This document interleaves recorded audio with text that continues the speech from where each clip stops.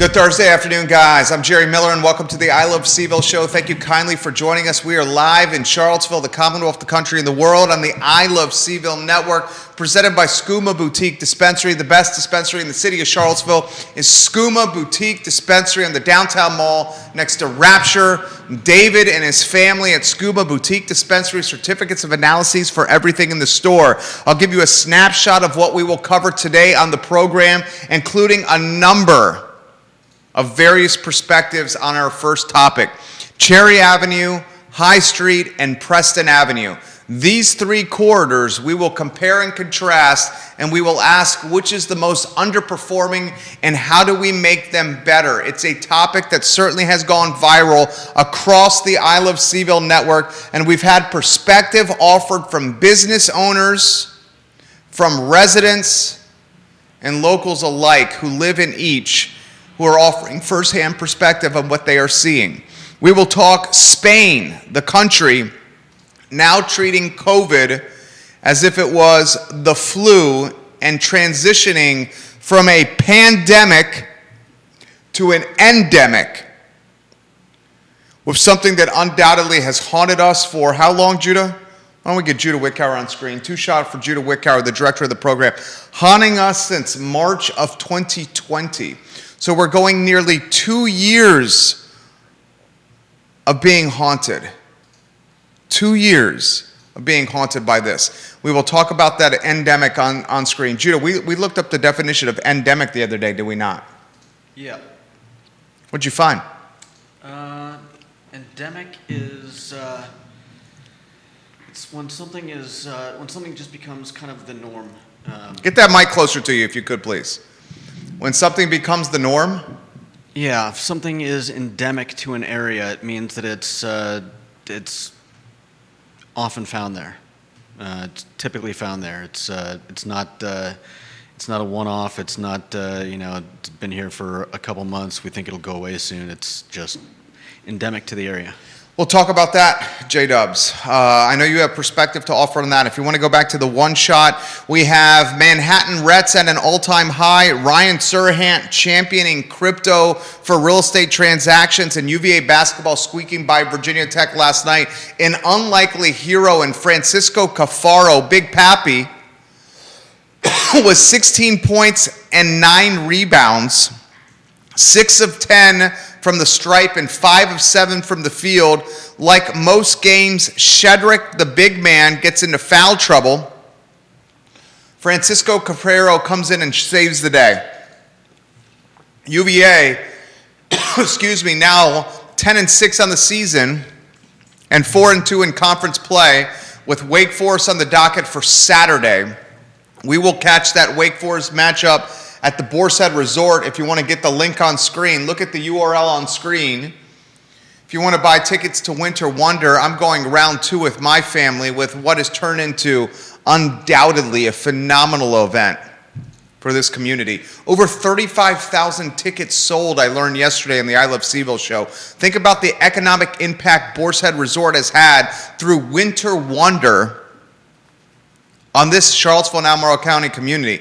So a lot we're going to cover on today's show. I want to talk about Cherry Avenue, High Street, and Preston Avenue. Personally, yours truly, in a 10.2 square mile city, and that's UVA's, that's how big Charlottesville is. The city of UVA, the city of Charlottesville is 10.2 square miles. Me personally, in the city limits only, I identified Cherry Avenue and High Street as the two most underperforming corridors in our community. I identified Cherry Avenue and High Street as the most underperforming corridors for the following reasons. A, they have a lot in common. Here are what they have in common. Both feature a major employer, UVA Hospital for Cherry Avenue, the CFA Institute for High Street. Both are walking distance to the downtown mall. Both feature neighborhoods. High Street's got Locust Grove. Cherry Avenue's got Fifeville. Both are 2 lanes. 1 lane going in, 1 lane going out. Both are cut through corridors where a tremendous amount of traffic utilizes Cherry and High Street to get to destinations as opposed to staying within the corridor. Both lack sidewalk consistency, and frankly, if you're parents of young children and you're trying to walk along High Street or Cherry Avenue, it is like playing Frogger. It is dangerous as hell. Both have bus stops, and I'll get to the bus stops in a matter of moments. Both are key channels or arteries for public transportation. Now, I want your take on this. Many folks have asked us to include Preston Avenue as an underperforming corridor in the city of Charlottesville, including friend of the program, visionary developer, Chris Henry. I'm going to offer my characterization of underperforming, and then I will relay some of the comments that are coming in from viewers and listeners of this network on what they see as underperforming. So, without further ado, I see underperforming as the following. Number 1, unsafe sidewalk consistency, especially for parents walking with young children. As I said, Cherry Avenue and High Street, it's like playing Frogger when you're walking down these roads. And if you have a stroller or a toddler with you, you are very concerned for the safety of your kid. Not only are you grasping them by hand, but you likely want them tethered to your arm. It's that dangerous. 2, the bike lane consistency for Cherry Avenue and High Street is incredibly concerning. You ride a bike along High Street or you ride a bike along Cherry Avenue, you literally are doing it in a risk for your health and safety type of mindset. 3, both Cherry Avenue and High Street have tremendous stress, experience tremendous stress from commuter traffic. People are avoiding West Main Street, so they use Cherry Avenue as a cut-through. People are on Avon or Ridge and they want to get to the UVA corner, they cut through with Cherry Avenue. People are utilizing High Street to get from downtown to Pantops, from Pantops to the city of Charlottesville. The traffic congestion along High Street and Cherry Avenue is not symbolic of the residents who live there. Exponentially more cars, automobiles, and vehicles funneled through those corridors than actually residents that live there. 4, there are vacant lots with tremendous potential, in particular along Cherry Avenue, that are currently sitting decrepit, vacant, and frankly, epicenters for unsavory behavior. Both corridors have vacant lots that are epicenters for unsavory behavior. The saying is broken windows lead to more broken windows. Well, vacant lots lead to more vacant lots, lead to more unsavory behavior. And that's just realistic in reality. Both corridors are underachieving from an economic development standpoint. I identified the tremendous amount of traffic that goes through, commuter traffic that goes through both. Yet you don't see economic development capitalizing on that potential customer base. Both corridors lack trees or environmental shade. You don't see a lot of trees along either corridor. You don't see trees or shade for folks staying, and that's number 7, bus stops that offer minimal protection from inclement weather. If you have to sit at a bus stop and it's 102 degrees outside with heat radiating off the asphalt and heat being created even more by tens of thousands of cars going by, you're less likely to take public transportation because the bus stop is not offering any protection from the heat, the humidity, and the sun. Furthermore, if it's raining outside, it's snowing outside, it's freezing, the wind is gusting, and the extent of the bus stops on Cherry Avenue and on High Street are a bench next to a post and not even a rooftop of overhead inclement weather protection, why in the hell would you sacrifice automobile transportation for bus stop and public transportation when you have to wait for 10, 15, 20, 30 minutes, however long the bus takes to get to the stop, and you're sitting in inclement weather suffering through heat, wind, rain, snow? So those are 7 reasons or 7 characterizations of why both are underperforming. Unsafe sidewalk consistency, especially for parents walking with young children, 1. Unsafe bike lane consistency, 2. Stresses on the corridor from commuter traffic, 3. Vacant lots with potential for development along the corridor, 4. Many of those vacant lots creating unsavory behavior. 5, underachieving economic development along the corridor. 6, a lack of trees or environmental shade along the corridor. And 7, bus stops that offer minimal protection from inclement weather. Now, interestingly, other folks have suggested, Kevin, I'll get to that comment. Kevin Higgins, good comment right there. Other folks, Ray Cadell, hello. Other folks have suggested that Preston Avenue be included along this corridor. I was surprised by that characterization or by that inclusion, but I'm open-minded to it. Judah, we'll go to a 2-shot in a matter of 30 seconds to get your take on this as well. Judah Wickhauer is our fabulous director.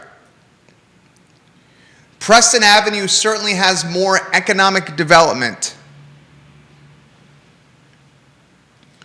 than High Street and Cherry Avenue. Now, you can make a legitimate argument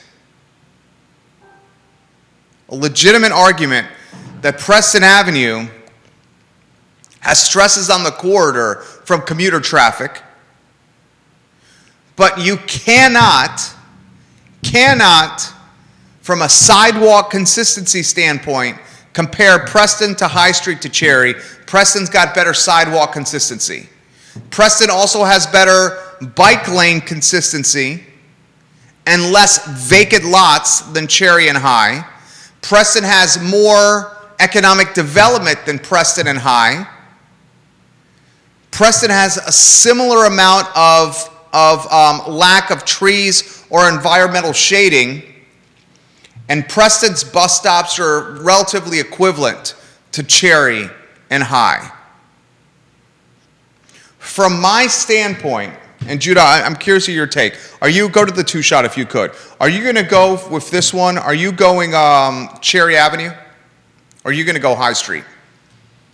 You mean my highest? What is your most underperforming corridor? I mean, I don't really know enough about any of them, but I would probably go with Cherry if I just had to pick one. Well, I mean, you've driven along them, and you can use your eyes to assess what's going on, like all of us. You know, the eye test. I haven't been on Cherry in years. Okay. I would say the problem with Preston is that is the island. The island and lack of parking. The island? You know, the center island. You don't like the island there? I didn't say I didn't like it. I'd say that's the problem. That's what makes it an underutilized corridor. Okay, I think that island is a natural divider of traffic. Let's focus on High and Cherry to begin with. What's your take on either one of those? What's my take on why they're underutilized? I think they just haven't been developed as places to stop. Heather Lehman Walker says Cherry Avenue speed limit is 35. High Streets is 25. Heather Lehman Walker, who I believe a former teacher, the only school in the city of Charlottesville where the school zone speed limit is still 25 miles per hour is Johnson on Cherry Avenue. All the other schools in the city of Charlottesville have 15 miles per hour speed zones. That is a fantastic comment from Heather Lehman Walker. I'll repeat that comment again. Cherry Avenue speed limit, she says, is 35 miles an hour. High Street speed limit is 25 miles an hour. Heather continues and says, from a school zone standpoint, the only school in the city of Charlottesville where the school zone speed limit is 25 miles an hour is Johnson Elementary on Cherry Avenue. All the other city schools have a school speed zone limit of 15 miles an hour. That is a damn good comment, and one that I did not think of off the top of my head. This from Matt Daring on our Instagram page, I Love CVille Instagram. The third largest following in Central Virginia from an Instagram standpoint is I Love CVille. Get on Instagram and follow it right now. This is what Matt Daring, his handle, Matty the Gardener, smart guy. He has come on the show. Someone tell Matt Daring that I'm giving him props on the show right now. Matt, someone tag Matt Daring on the show. He said, I lived one block off High Street for 13 years. And I lived one block off Cherry Avenue for the last 4 years. It's easily High Street. It's not even close in my mind. He continues by saying, I Love CVille, how you measure performance. It's a nice balance of people in the economy. A lot of people tend to peg in one direction or the other.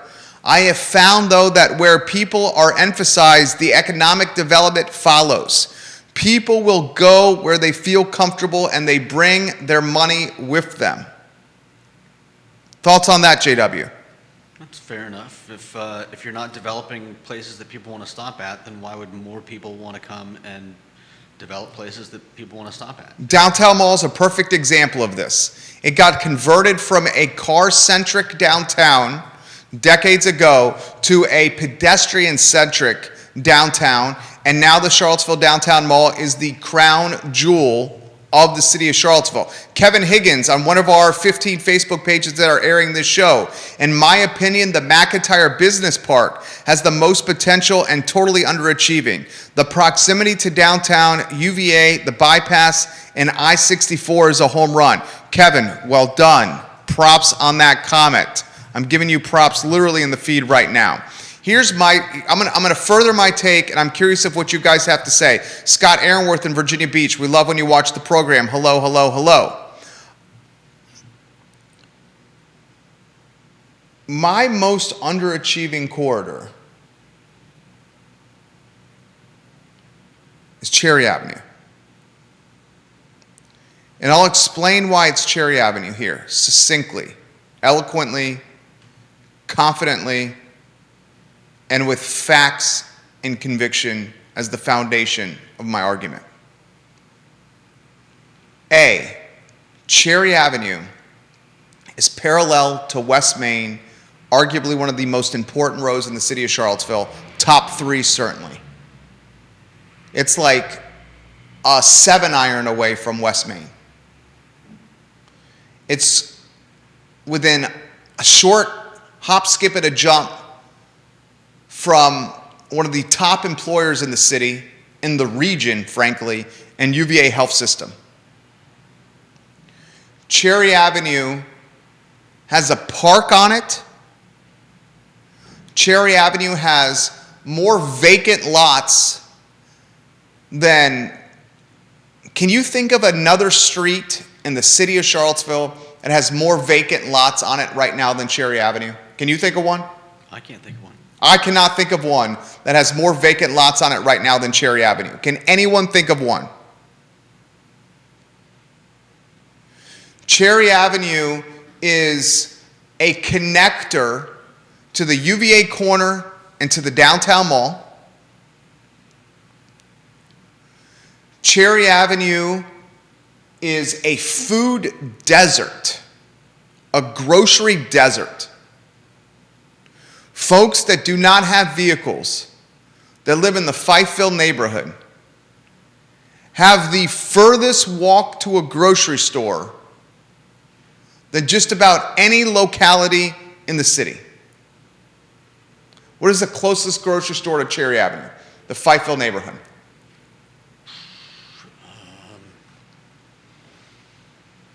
I'd say it's Reed's. Reed's, I would say, is the closest grocery store to the Fifeville Cherry Avenue neighborhood. Anyone disagree with that? You? Sounds fair. Reed's. You have tremendous economic development potential. You have tremendous bus stop improvement potential. You have tremendous environmental shade potential. You have tremendous biker, walker safety potential. And you gotta figure out a way to minimize the commuter traffic along Cherry Avenue. And to Heather Lehman's point, you gotta make the argument, or you gotta prioritize why Johnson Elementary is the only school in the city of Charlottesville, and she's a teacher, retired teacher, I believe. I believe her daughter's also a teacher. Erin King, hello, welcome to the show. Love you, Erin King. Why is Johnson Elementary, according to Heather, who is very legit with her Facebook comments, why is it the only elementary school in the city that has a 25-mile-an-hour speed limit when school is in or letting out or starting? When all the other schools in the city of Charlottesville, it's 15 miles an hour. I think she said it was 35, didn't she? She said the overall speed limit on Cherry Avenue is 35. Okay. And she compared it to the overall speed limit of High Street of being 25. So that's another point. Cherry Avenue's got a 35-mile-an-hour speed limit where High Street has 25-mile-an-hour speed limit. So not only do you have bad bike lane consistency, bad sidewalk consistency, bad pedestrian consistency, but you have cars going by at a 35 to 45-mile-an-hour clip, where on High Street they're going by at a 25 to 35-mile-an-hour clip. Is there a school on High Street? High Street does not have a school. There is a school once you get to Pantops. There's a school once you get onto Pantops, right past Freebridge. Actually, I take that back. You go from High Street to Pantops on 250. You go down 250, you're passing Papa John's on your right, and there's an elementary school there with a white fence that does a really good job around the holidays of putting light-up inflatables in the recess playground area. Is that Burnley Moran? Is that Burley Moran? I think so. Okay. I understand folks want to include Preston Avenue in there, but Preston Avenue's got a fabulous dairy market. Love Dairy Market, Chris. I love what you guys have done. Dairy Market is so A+, dude. And I love it. I love it. I love it. You got Dairy Market. You got the Shenandoah Joe's. You got Sticks. You got Mona Lisa Pasta. You got Rockfish Brewing. You got Integral Yoga. You got Bodo's. You got the Wendy's. You got the McDonald's. You got multiple lanes of traffic, and not just two. Two on either side of that grassy knoll median. So 4 lanes. And here's something that must be emphasized. And I'm gonna cut to the chase here. This is where we have Marie Bett is off of Preston. Off of Preston, that's on Rose Hill. Scott Aaronworth, who's watching in Virginia Beach. Siren is off of Preston. We'll call that the Vinegar Hill Shopping Center, the old Shabine location. I'm going to cut to the chase and have a very real conversation, frank conversation with you. Okay. You could make a bona fide, legitimate claim and factually based argument, which I literally just did, that Cherry Avenue is the most underperforming corridor in the city of Charlottesville. And if you make that claim without highlighting the fact that it is a corridor that is the heartbeat road of a predominantly African-American neighborhood, a historically African-American neighborhood, then you're not making the argument the right way. And I'm talking about myself, not you. I'm talking about myself. Explain to me why the most underperforming, underutilizing, arguably forgotten, disregarded corridor in the city of Charlottesville is one that leads to and from a historically African-American neighborhood in Fifeville. Now, anyone who's driven through Fifeville recently understands that that neighborhood is gentrifying very quickly. And what used to be homes that needed tremendous TLC are now being torn down, knocked down, and newly constructed into $400,000, $500,000, $600,000 2021, 2022 houses. Why is the most forgotten, demoralized, and economically depressed corridor one that is the road that is the heartbeat of a historically African American neighborhood? What are your thoughts on that? I would say ask the developers, ask the ask the city planners. When you want to develop an area, what do? Do you give discounts on people that want to buy and develop and build businesses on in particular corridors? What's the best way to draw businesses to an area? As we said before, if nobody's building businesses, which creates a desire for more businesses to come in and build their businesses, then who's going to start? Good take. Good take. The entry point to Cherry Avenue is what? Coming off Ridge Street. You got two entry points that you see first when you see the Fifeville sign. What do you see? I'm not sure. You've never driven down Cherry Avenue? It's been years. Okay. This is what you see. You see Tonsler Park Yeah. on the left, and you see the former Kim's Market on the right. Now Kim's Market is the Charlottesville headquarters of a Shenandoah Valley construction company that is the preferred subcontractor or vendor for UVA construction. The Shenandoah Valley Construction Company chose to rent the Kim's Market old grocery store on Cherry and use it as its CVille headquarters for its heavy machinery and its trucks, because it was pissing away so much money and wear and tear of driver and employee time and wear and tear of vehicles and gasoline and fuel costs. So they said, we'll just rent it here and we'll park the stuff, the heavy equipment and the trucks here. They probably got it cheap. Yeah, it was in terrible shape. Chris Kabash brokered the deal. Kim's Market, owned by a divorcee, a woman who got the real estate in a divorce settlement. You continue down Cherry Avenue as you head from Ridge to UVA Health. You're going to pass a Tiger Fuel on the right, many empty lots on the right. You'll pass the Cherry Avenue Shopping Center that has a couple of payday loan businesses. You talk about piranhas of business. Payday loans are the piranhas of business.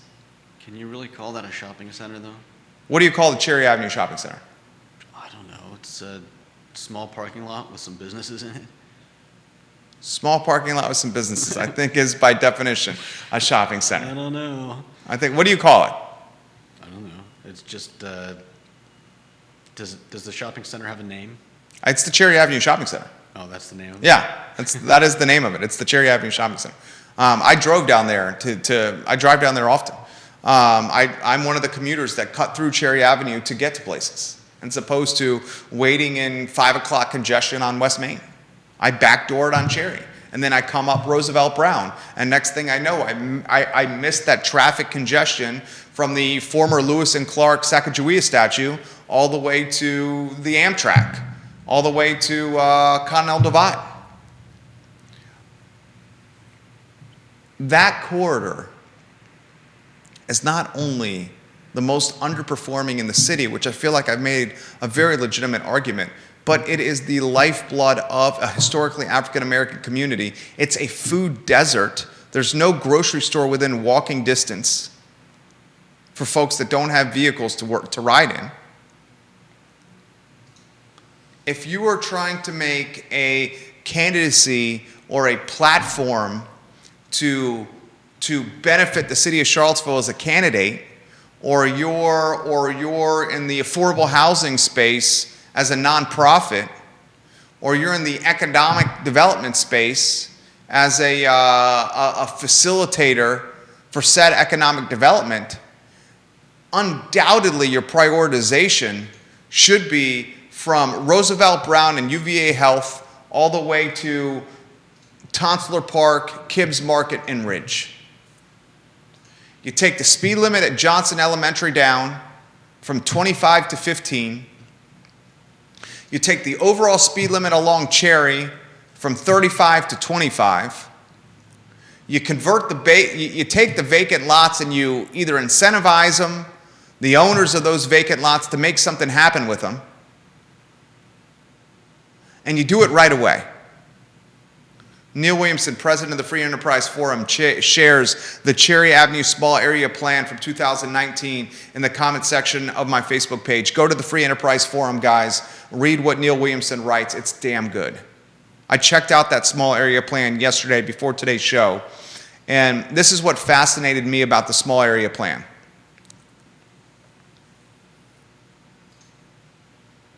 What fascinated me was the incredible community collaboration that went into the small area plan. Lifelong residents of Cherry contributed to the small area plan. What also fascinated me about the small area plan was the lack of stuff happening. The plan identifies what you need to do. And this plan was done nearly 3 years ago. And you look at the plan that was collaboration with residents, heartbeat of the community, people that live there for generations. And then you look at 2022 now and realize very little has transpired. Who's to be held accountable for that lack of execution? Who's to be held accountable for that lack of plan to reality? Who do you light a fire under someone's tail to make something happen? Is this because of a lack of institutional memory in City Hall? Is this because of drama and soap opera nature of local government? Anyone who's watching this program that lives in the Cherry Avenue corridor should be undoubtedly thinking about this. The University of Virginia growing down Cherry like the University of Virginia is growing down Ivy Road. We were the first to identify for this community that UVA Foundation purchased Ivy Square Shopping Center for $20 million. And we know the plan is to connect grounds to the Boar's Head with a beautiful sidewalk, and I think it's a beautiful vision. Will we see the same academic development, not economic, academic development? Sure, academic development can yield economic development. Academic development undoubtedly can yield economic development, but academic development also yields what, Judah? Prosperity? I don't know. That's in that conversation. Gentrification. Academic development yields gentrification as well. Do we think the future for the Cherry Avenue Shopping Center, you've already alluded to this, is the Cherry Avenue Shopping Center? Or we think the future of the Cherry Avenue Shopping Center is office buildings for associate professors and or an extension of UVA Health? I think it depends on who comes along and imposes their vision on the Cherry Avenue corridor. Who's got the deepest pockets in the community? UVA. The foundation, UVA. Neil Williamson, per the small area plan demographics, it's the 6th most densely populated Charlottesville neighborhood. 1,486 households with 71% of residents renting. That is a damn good statistic. Neil Williamson,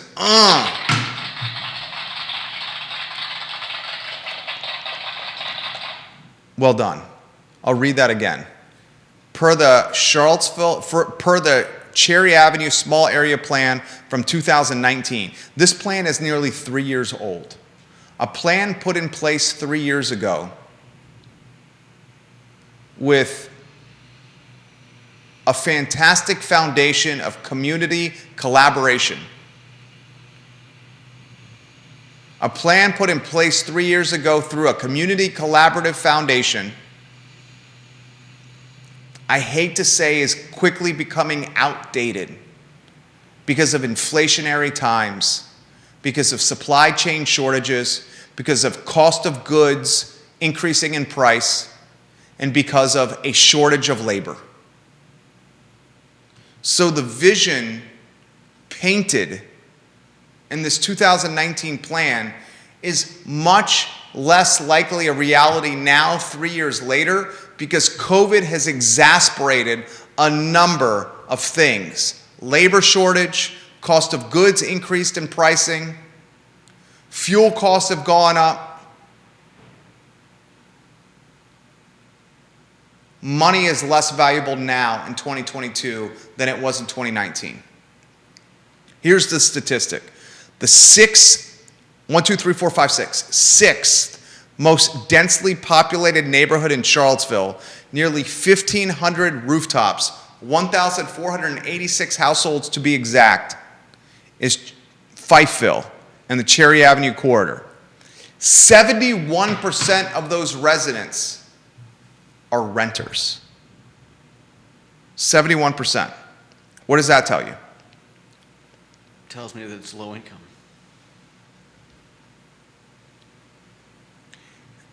Perhaps it tells you something about the financial demographics. Certainly a good portion low income. Certainly a good portion that work for the health system that want to walk there. I'm curious of how those demographics have changed in the 3 years since that plan was put together in 2019. I find it fascinating, planning and neighborhood demographics and development and how the city is changing. I'm fascinated by this. You got the 2 most affordable pockets. I'm thinking quickly on my feet. I'll say 2 of the 3 most affordable pockets of real estate purchase opportunity in a 10.2 square mile city. From what I can tell, the Fifeville neighborhood, some of the homes off of High Street, and some of the homes in the 10th and Page neighborhood. Someone correct me. You can include the Orangedale Prospect neighborhood in there. The 4 most affordable areas for real estate purchase, if you're trying to get in as a first-time home buyer in the city of Charlottesville, you're looking at Orangedale and Prospect,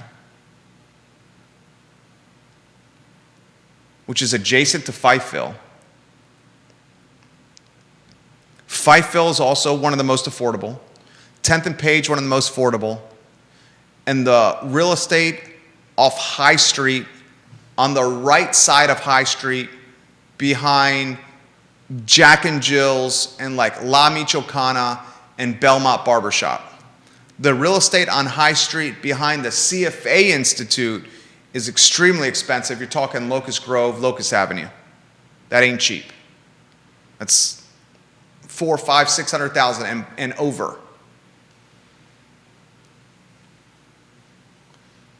Fifeville, Fifeville Neighborhood 1, Orangedale Prospect Neighborhood 2, The High Street neighborhood on the right side of High Street behind Jack and Jill's, Tubby's, La Michoacana, Belmont Barbershop, and 10th and Page, your 4 most affordable entry points for first-time home buyers in the city of Charlottesville.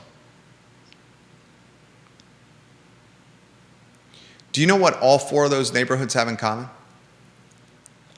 Besides affordability, and affordability is relative. Affordability is not the same for everybody, and certainly affordability today is very different than affordability from 2019. All 4 of those neighborhoods have in common?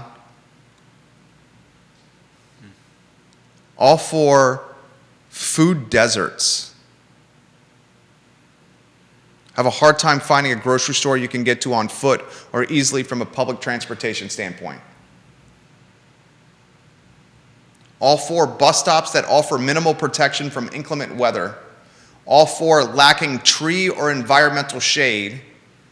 The 4 performing legitimately, underperforming from an economic development standpoint. The 4 have stresses from commuter traffic.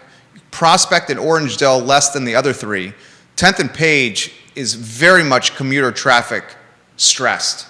It's become a cut-through road even more than it was when I was in college here at UVA. Unsafe bike lane consistency. Unsafe sidewalk consistency. In fact, you can make a legitimate argument that of those 4 neighborhoods, the Prospect, Orangedale neighborhood has the most quality of life performance of the 4. What's your take on any of this? Yeah, again, I think it's vision. Who has a vision to do something with these places? If somebody came in and decided that they wanted to develop High Street, I think it could be very different. I think you could start some change, but who's going to do it? I think it's got to be a local one, a local developer. Well, yeah. I mean, Shannon Worrell, the Worrell family that formerly owned the Daily Progress. Shannon Worrell is the visionary developer. Now, her family's got deep pockets. The visionary developer behind the 10th and Page development that includes where the Mud House is, where a Peloton station is, where Bowerbird Bake Shop is, where those 10th and Page apartments are located. You know what I'm talking about? That's a local developer. I think those 4 pockets that I've identified are frankly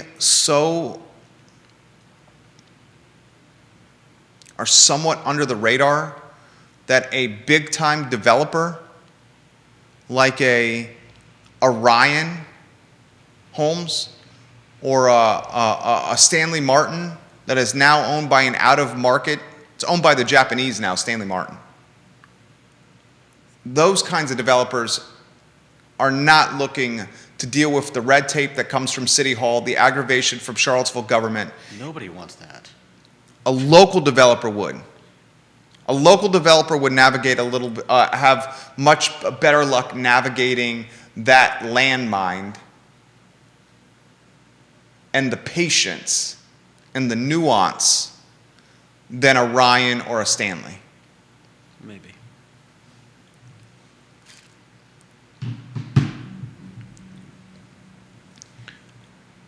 Interesting topics. I love stuff like this, and we'll continue to bring it to you guys on the I Love CVille Show. A couple of other things that I want to get to that I found fascinating over the last few days.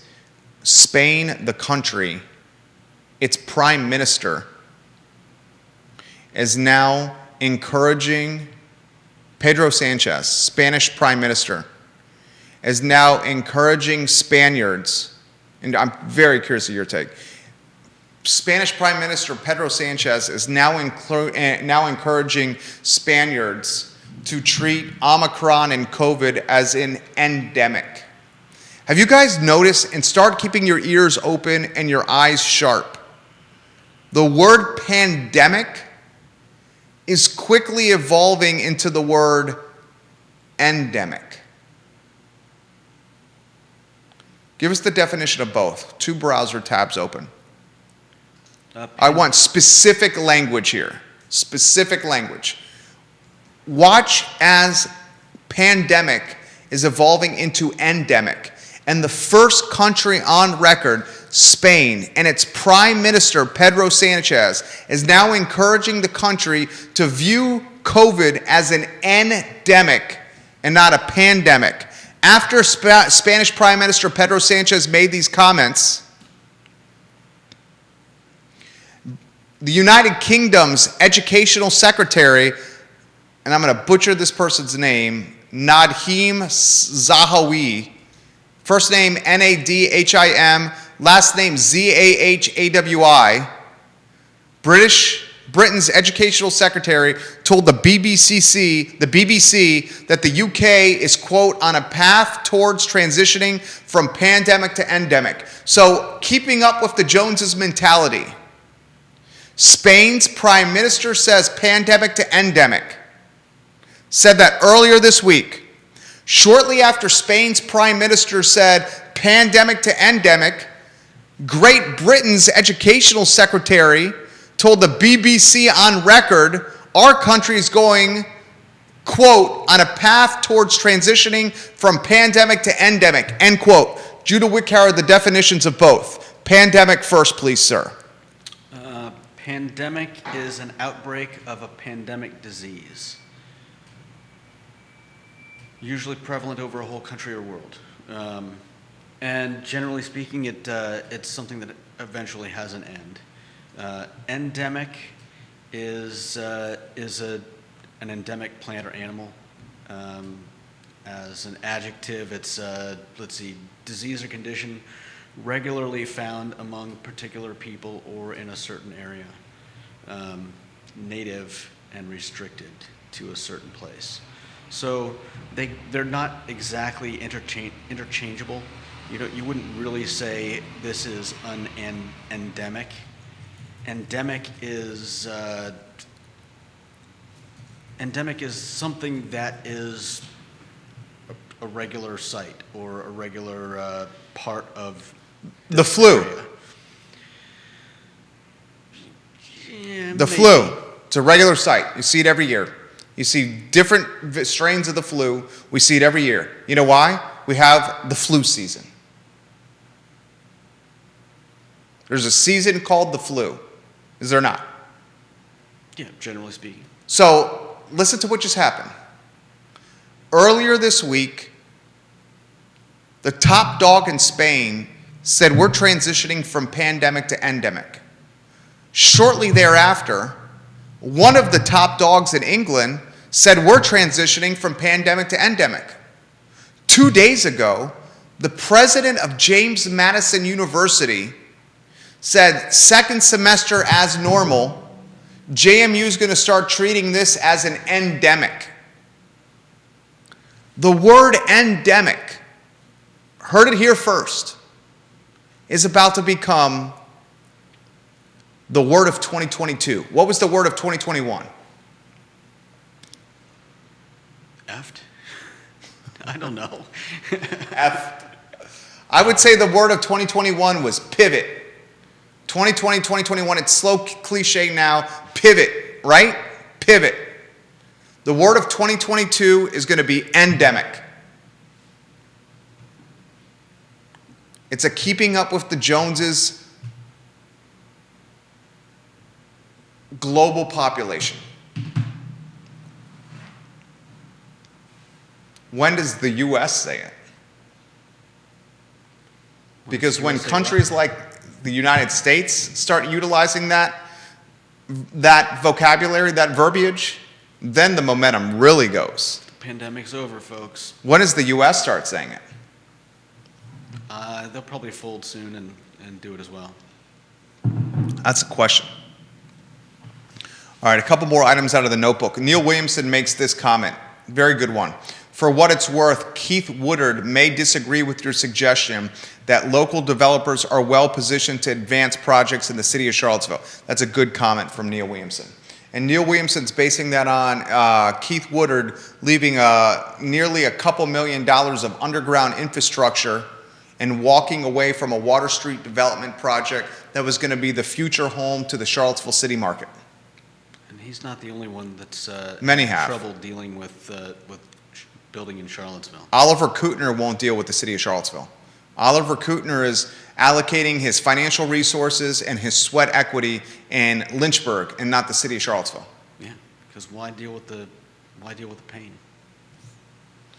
I'm curious if the local developers are now more willing to deal with the city now that we've had turnover in council.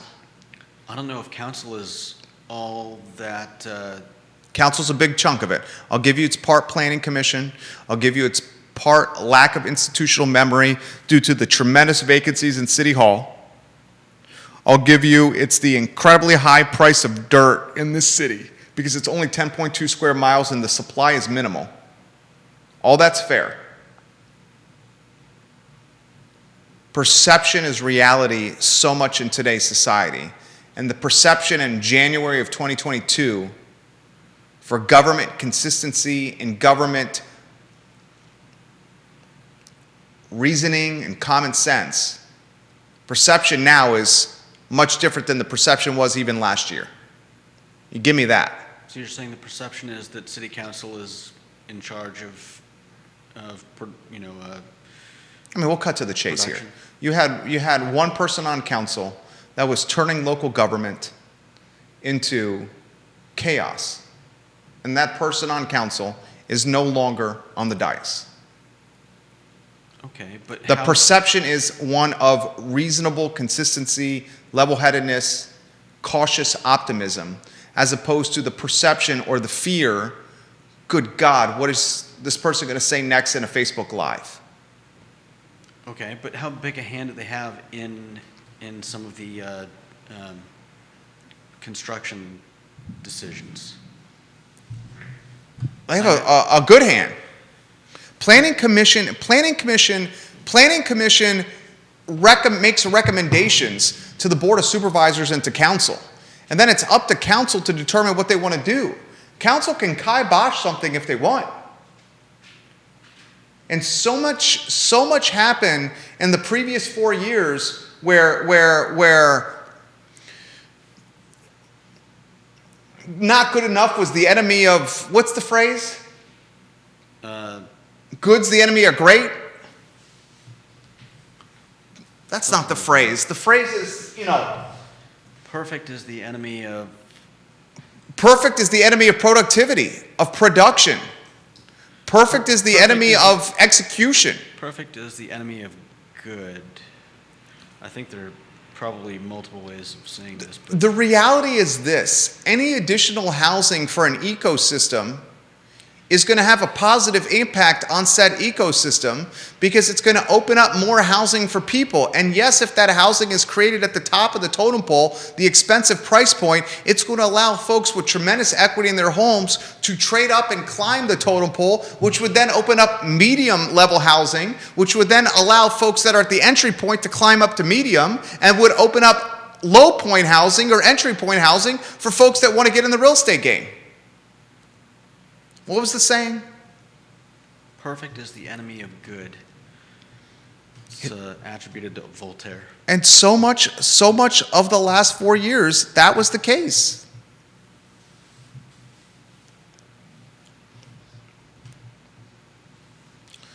And speaking of housing, did you see the statistic where Manhattan rents are at an all-time high? Remember when we were talking on this show where early in the pandemic, the fear was the monumental collapse of densely populated urban environments like Manhattan? Remember? Vaguely. This was almost 2 years ago. We were talking this. We're talking like April of 2020, Well, get this, folks. This from CNBC, published today. The average apartment rent in Manhattan hit $4,440 in December, according to a report from Douglas Elliman. The more widely watched net effective median rent rose to $3,392, the highest level for December on record in the history of Manhattan. While many landlords are trying to work with existing tenants to limit the increases, some are being quickly priced out of the market they were finally able to afford in 2020, the tenants. Unbelievable. Absolutely unbelievable. The vacancy rate is 1.7% in Manhattan. In all of Big Apple, there's only 4,700 apartments available. Supply is so low that overall leasing activity fell by 40% in December. Bidding wars, double-digit rent hikes are reality now in Big Apple, in Manhattan. So basically just asshole landlords. Yeah, let's go down that road. Let's go down that road. Offer your take and perspective on this. Well, it's greed. Am I wrong? I mean, somebody owns a place. Their cost going up? Yeah. How is their cost going up? Because the value of the real estate is being assessed by government at a higher clip. And when it's taxed at a higher clip, the landlord has two choices. What are those choices? Eat it or raise prices. But are prices going up so much, are taxes going up so much that they're doubling their rents? There's a fine line. That doesn't sound like a fine line to me. Doubling your rent, I don't see, that seems like... They're not saying doubling, they're saying 20 to 30% increase. I thought I heard double. No, 20 to 30% increase. There's no double. And that's... 20 to 30% increase is absurd. Yeah. You know I'm a landlord. I'm in the 4 to 5.5% range. And I'm low compared to peers because I want to maintain occupancy. It's the long game, not the short game for me. But 4 to 5% in a lot of scenarios does not cover inflationary times, cost of goods, labor increase, supply chain shortage. Installing an HVAC today versus installing an HVAC last year, good luck with that. Getting a generator today versus getting a generator last year, good luck with that. Finding an electrician. Why is that? Because of supply chain shortages, because of labor shortages, because of the increased cost of fuel, because of cost of goods going astronomically through the roof. When lumber gets more expensive today, fixing a wall that was destroyed by the previous tenant and having to build a new drywall in a room is going to cost more now than it did last year. And if it costs more now than it did last year, when you're turning over the apartment to get it ready for the next tenant, what do you got to do? Fix it up. What do you got to do? You got to raise the rent. So you got these landlords. Now, there's two different kinds of landlords. You got the mom and pop landlord, and then you got the corporate private equity landlord. Actually, you probably have three different kinds of landlords. You've got the landlords that have economies of scale. And by economies of scale, I mean a team in place that can go around and service a portfolio of rentals. Some of the landlords locally that have economies of scale, MSC, Woodard Properties, these guys have economies of scale. They got staff on the payroll to service their rentals. These staffs are paid a wage, and they go from unit to unit, turning them over and fixing them up. Then you got the mom and pops that own maybe one, maybe two. You got the next level up of that, which probably is where I'm fallen in, slightly above mom or pop, certainly far, far, far, far from the MSC Woodard level. The mom and pops that have one, maybe two, they're the ones that are getting significantly pinched. What's your take on this? I know you got a take on this. We've talked about this. Offer your take from the last time. I don't know what my take from the last time was. I mean, I still think it's a large part of it is just greed. I mean, and it feeds itself, which is the bigger problem. Because like you said, it's what do you do when tax prices go up? Well, if the assessment on these places is rising because people are paying more for them, and people are paying more for them because the assessments are rising, it sounds like a kind of a vicious circle, and nobody's trying to stop it. Everybody's just going along, right? If we talk about Manhattan, I mean, here are places that are rising. Prices are rising 20 to 30%, and is anyone trying to curtail that, or are they just going along because they like making more money? This is the problem is they create their own issues, because once the prices start going up, then the tax assessments go up, and then people start raising prices again. And this is why we get inflation, because of people that don't care and just blindly jump on with the rest of the pack. So how do you fix it? You're asking the wrong person. I don't know how to fix it. I have some ideas. I'm curious of your take. I mean, I think it would take better people owning property and not being not. This is how you fix it. Not acting like this. This is how you fix it. Okay. One of the reasons I'm running for Board of Supervisors. You fix it by electing men and women into local office that have a keen mindset or intellect for small business and economic development.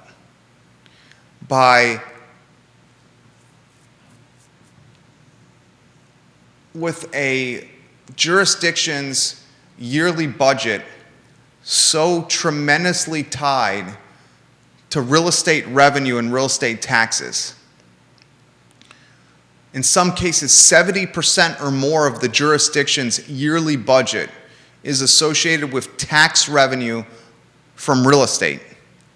The jurisdiction has no other choice but to increase taxes on rooftops to stay solvent.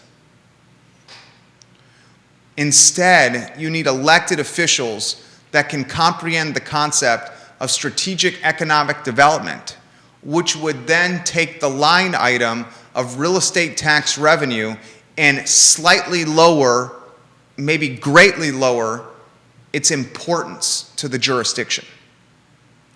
If you have a jurisdiction that prioritizes economic development, new businesses, breweries, restaurants, then you're creating wineries, your own new tax revenue. You're creating incremental tax sources, which could then lessen the strain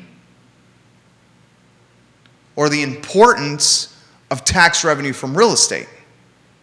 And if the tax revenue on real estate is not as important or as impactful on the yearly budget, you have a lower degree of gentrification. Furthermore, local government should be prioritizing other kinds of revenue besides just economic development. For example, sports tourism. Can someone explain to me why in Central Virginia, in Albemarle County, we do not have regional sports tournaments? Like where I grew up, I did travel soccer. My brother and I both competitive soccer players. We would travel to Greensboro and to Raleigh for 3 or 4 day weekends, extended weekends, for soccer tournaments, where mom and dad would book hotel rooms, restaurants, breakfast, lunch, and dinner, some retail when we weren't playing shopping. And then we left. We didn't tax infrastructure. We didn't wear and tear the roads down. We didn't have to go to school in Raleigh or Greensboro. We freaking left after spending our money. Why do we not have in Albemarle County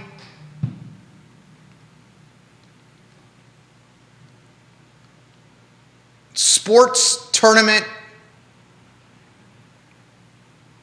epicenter? Why is Albemarle County, with the University of Virginia right here in its backyard, not an epicenter for sports tournaments?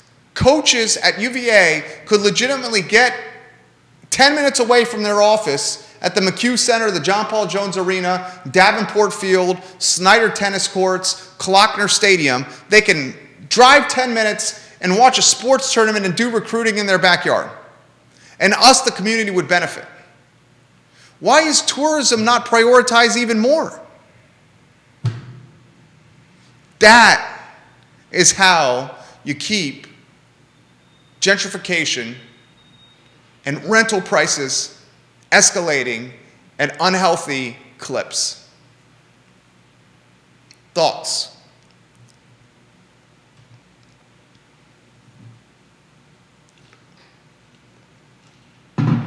Yeah, sounds good. I mean, I think you also have to find a way to curtail the people that own the property, though.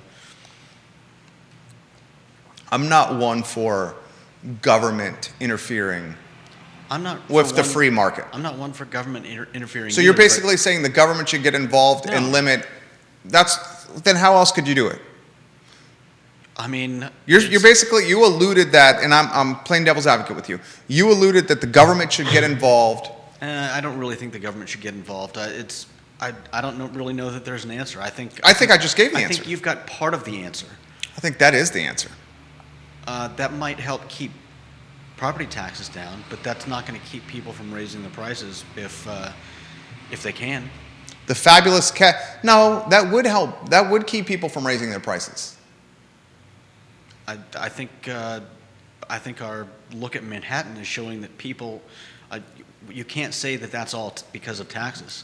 I think what we're seeing is people that know they can get 20 to 30% more for a rental property, and so they're taking it.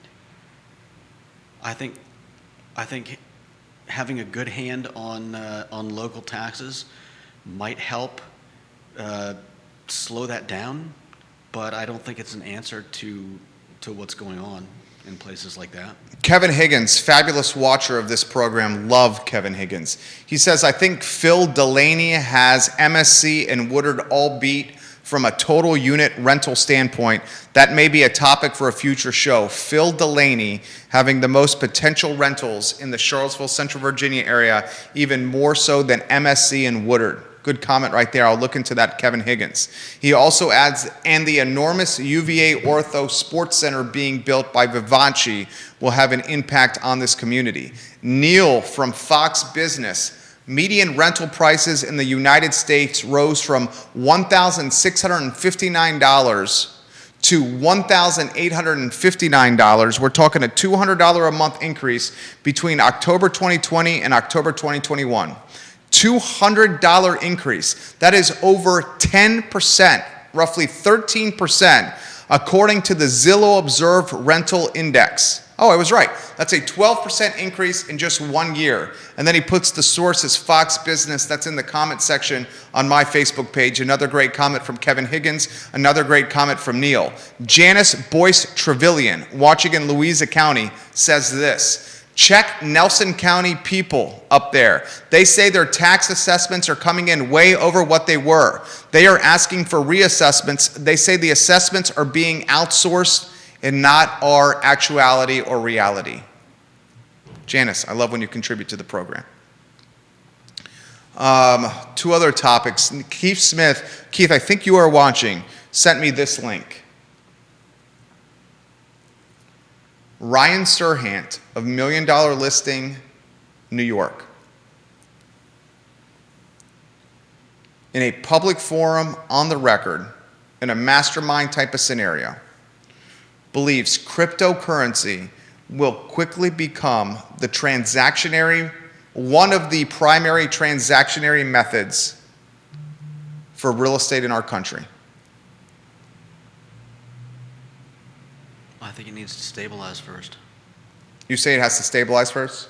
Yeah. I think it has to finish your thought. I didn't mean to interrupt you. I apologize. If, take Bitcoin. If it's worth 46,000 and the next day it's worth 56,000 or 36,000 or 26,000, how do you use that to purchase anything? How do you use that as a transactional medium when it can fluctuate from, twice to half to, 3 times its worth in a matter of days?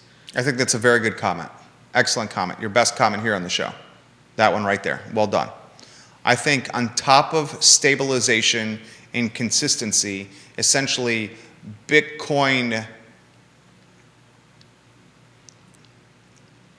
I don't want to use the word integrity, I guess value consistency is a better description. I think on top of that, it's got to be more approachable from a transactionary situation. Like having a wallet app on your phone. Exactly. You just double click your. That's phone, exactly what I'm saying. Hold it up against the scanner, and you Bingo. Just bought your groceries with a few fractions of Bitcoin. Bitcoin. That's exactly what I'm saying. Whether it's a Bitcoin credit card, you know how like the Visa now, it's like tap to pay on the machine, Yeah. and you're not even swiping it. Mm-hmm. It probably doesn't even need a card because the card could be unsafe. Eventually, Bitcoin and how we make payments are going to be a fingerprint on our finger. That's scary. And it's going to be us going to grocery stores, or it's going to be AI and reading our eyes. And us going to grocery stores and an AI scanner is reading our eyes, or it's a fingerprint on a machine for us to make payments. Because if Bitcoin's associated with a credit card or crypto's associated with a phone, and your phone is stolen, you risk losing your wealth and your fortune. Yeah. I would hope to God criminals are thinking much more cautiously about chopping someone's finger off or gouging their eyeball out as opposed to stealing their iPhone or their credit card. I would think there's a level of, there's a moral threshold associated with gouging someone's eyeball out or chopping their finger off versus stealing their credit card or their iPhone. You would think that, right? Well, now we've got facial recognition. I was just thinking this the other day. Would it work with a photograph of you? Well, here's the thing. One of my tenants tried to pay their rent and said, I can't come into work today. I'm sick, there's snow. This was during snowpocalypse. And they didn't want a late fee. So you know how they paid their rent? They took a picture of their check at their house, the front and back. Sent it to you so you could Texted it to me. mobile deposit? And I mobile deposited it that way. Yeah. That's how they paid their rent. Smart. And they didn't get a late fee. But I'm a benevolent landlord. I would not have charged the late fee. This is where you roll your eyes. I didn't roll them. I didn't roll them. Kevin Higgins says Dish accepts Bitcoin for payment. Think about that. Venezuela, it's the official currency of Venezuela. At least they have a currency. What? Dish or Venezuela? Venezuela. Yeah. So until Bitcoin, we say, is stable, and until there's a transactionary methodology that's approachable and easy to use, Ryan Serhant's prediction of, that's an incredible photo right there. If you go to are you on my Facebook right there? If you go to my Facebook Messenger, look at the Facebook Messenger direct message picture. Kevin, you made us better today. Look at the photo he sent from Dish and how it's a payment method now, Bitcoin. And if you can get that on screen, that would be amazing. Please, sir. Give me the thumbs up if you could. Or just, now that we have the microphone and the arm in front of you, just say it's on screen, viewers and listeners. We're gonna let you know when this is on screen. Dish, the cable provider, allows people to pay for their cable with Bitcoin now. That is effing crazy. Ryan Serhant, $1 million listing, says it's going to hit the luxury market first. Bitcoin as a transactionary payment methodology. And we all know once it hits luxury, it's going to trickle down to middle point, entry point, and eventually the rental scene. Give me the thumbs up when it's on there. 3 other items out of the notebook and then we'll close. Hey, Higgins, you made us better today, homie. I sincerely mean that. Mamadi Diakite, the former UVA basketball player. It's on screen. Look at the screen. Look at the screen. Look at the screen. Look at the screen. Dish, Bitcoin, pay your monthly bill. Can you think of another monthly utility that is offering Bitcoin as a payment method? I can't think of one. I cannot think of one. I cannot think of one. What business can you think of that you can pay today with your Bitcoin, with your crypto? Can you think of one? I thought we just said we can't think of any. In the city of Charlottesville, I cannot. Can anyone in the city of Charlottesville, Kevin Higgins just proved Dish is allowing it. Can anyone in the city of Charlottesville, within city of Charlottesville limits, pay for something with crypto? I haven't heard of anything, but who knows? There may be somebody that is willing to do that. Is anyone accepting crypto as a method of payment in the city of Charlottesville? I'm curious to know that answer right there. Very curious. Bill McChesney says, no implants, no tattoos, oh heck no. I said this earlier, Facebook, now Meta, has partnered with Ray-Ban, the sunglass company, and they're putting out a sunglass like the Wayfair sunglasses or the aviators that literally look like the Ray-Ban aviators that we know or the Wayfairs that we know, but they are AI, metaverse, social media sunglasses. So now the technology is getting so approachable that you could be walking down Market Street and someone could be coming down the other way from you on Market Street in front of our studios, and they could be wearing Ray-Bans, and they can be tapping the temple of their sunglasses and taking pictures of you and posting it on social media as they walk by you, and you would never know. That's effing crazy. Mamadi Diakite has signed a 10-day contract with the Oklahoma City Thunder. He overcame a hip injury to sign that contract. This now puts, and I'm going to look very quickly, hold on. It's on my phone. I believe 12 Wahoos in the National Basketball Association. Let me rattle off that list. I have it on my phone here. Braxton Key, Philadelphia 76ers. Justin Anderson, Indiana Pacers. Kyle Guy just got a second 10-dayer with the Miami Heat. Jay Huff with the LA Lakers. Sam Hauser, Boston Celtics. Trey Murphy, New Orleans Pelicans. Anthony Gill, Washington Wizards. Ty Jerome, OKC Thunder. Dre Hunter with the Hawks. Malcolm Brogdon with the Pacers. Joe Harris with the Nets. Now Diakite with the OKC Thunder. That's 12 Wahoos. 12 Tony Bennett proteges in the National Basketball Association. And how about the win last night against the Virginia Tech Hokies? 54-52 for Bennett's boys. They are 10-6 on the season, 4-2 in conference play. The Hokies had 3 shots in the final 8 seconds of the game to either tie the game or to win the game. 2 3-pointers and a rebound tip-in, all 3 missed. The unlikely hero, Francisco Caffaro, Big Papi. The bruiser is Caffaro Argentinian? I believe he's Argentinian. Let me do a quick search on that. If memory serves correct, Caffaro is Argentinian. Yep, Santa Fe, Argentina. 7'1", Big Papi went off for 16 and 9. Nearly a double-double. 5 of 7 from the field. Undoubtedly the Wahoo's best scoring option in the game against Virginia Tech. If I had ever told you that Francisco Caffaro was going to be the best scoring option for the Virginia men's basketball game, you would have laughed at me. But last night, he was a dominant force. Shedrick once again gets in foul trouble. He registers a goose egg with 0.